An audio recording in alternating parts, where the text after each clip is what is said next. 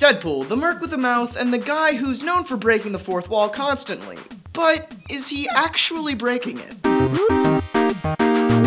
Hello and welcome to the show with issues. I'm Auram, and this is a video that I am very excited to bring you guys. It's an idea I had a while ago after wanting to do a Deadpool video, and this is what I came up with. So without further ado, let's get started.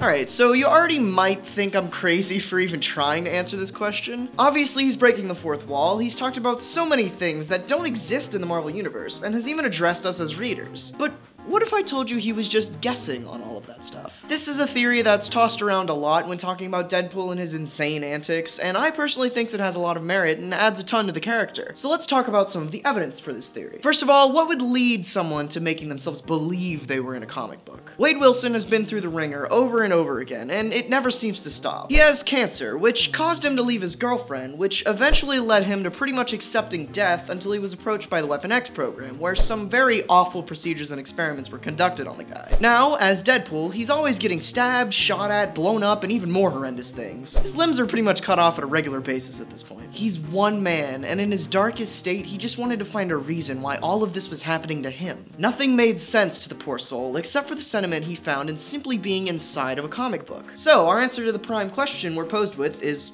well, he doesn't. Wilson just uses the idea of his self being in a comic book as a coping mechanism to deal with all the crap he's put through day to day. He's in extreme denial, and every single time he breaks the fourth wall, he just digs his hole even deeper to insanity. Now, some of you may not believe this theory, and I will say that there is some strong evidence against it. One of the prime reasons against this theory is that Deadpool constantly references current pop culture. If he's just an insane guy who somehow guessed that he's in a comic book, how could he know that Tobey Maguire played Spider-Man, or that George Lucas is gonna sue him for talking to blue ghosts? This is some pretty strong evidence, but don't worry, I do have an admittedly flimsy argument against it. It's a well-known fact at this point that Marvel Comics exist in the Marvel Universe, so that just blows open the doors for things in the real world to bleed into the Marvel world. In fact, I remember a time in Warren Ellis's Extremis where Tony Stark is watching a CNN broadcast. The reason this matters is because it wouldn't be too crazy for things to happen in the comics closely, if not exactly as they happen in the real world. One solid example of this I can think of is in the Hollywood arc of Brian Michael Bendis' Ultimate Spider-Man, where Tobey Maguire is cast in Sam Raimi's Spider-Man film. I know that's the Ultimate Universe, but I don't think it's too far-fetched for that to have happened in 616 at some point. So the pop culture references are pretty easy to explain, but how about when he talks to the editor or writer of the book he's in? This one's a little more tricky. The only way he could be aware of the specific creators of his without straight up breaking the fourth wall would be through a higher level of awareness. This is something that comes in the form of super sanity. Super sanity is a term often attributed to the Joker, seeing as he sometimes makes snarky remarks at the reader amongst other things, not unlike Deadpool. What this basically means is that he's somehow so sane that he's reached a higher level of awareness and realizes that he's in a comic book and knows who's writing him. This could also be the reason for telepaths not being able to access and read his mind, although it has been explained as a result of his healing factor constantly changing his brain patterns. I do really like the idea of telepaths being so confused at what Deadpool knows and can understand as a result of his super sanity, that they just can't access his brain. Looping back around to the evidence against the coping theory now. A lot of the time, Deadpool will face the camera and talk to the reader. This one is pretty easy to explain. He's simply not talking to anyone at all. In fact, in the Ultimate Spider-Man TV show, where Spidey breaks the fourth wall like Deadpool, Peter is seen talking to no one while breaking the fourth wall in an episode of its sister show Avengers Assemble. In all honesty, this is probably just a quick gag by the writers of the show, but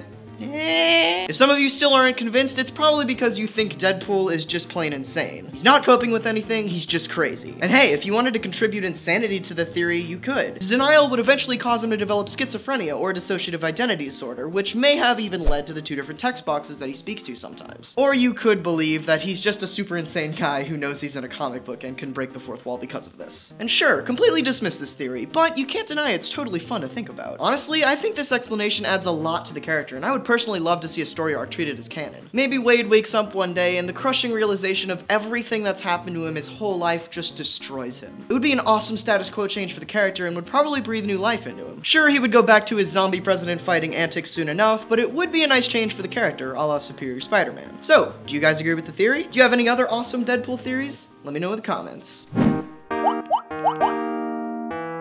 I can't believe it's already the last week of July. It went by really fast. I remember being stuck in a loop trying to decipher just why DC uses the number 52 so much, like it was yesterday. Self-promotion aside, I'll be getting 4 titles, including... And the camera died while I was recording that. I guess I'll have to finish the episode with a voiceover. I'll be getting 4 titles, including Deadpool, Secret Wars issue 3, Star Wars issue 7, and Thors issue 2. I feel like I've been waiting years for the next issue of Thors. The first one was so fun. Anyway, the rest of my pull list is in the description. But that's it for this week. I had a lot of fun writing and researching this topic. I actually didn't think I'd be able to pull a full episode out of it, but here we are. Anyway, thanks for watching. Next time, I pay more attention to when my camera's about to die and rectify it before I start filming.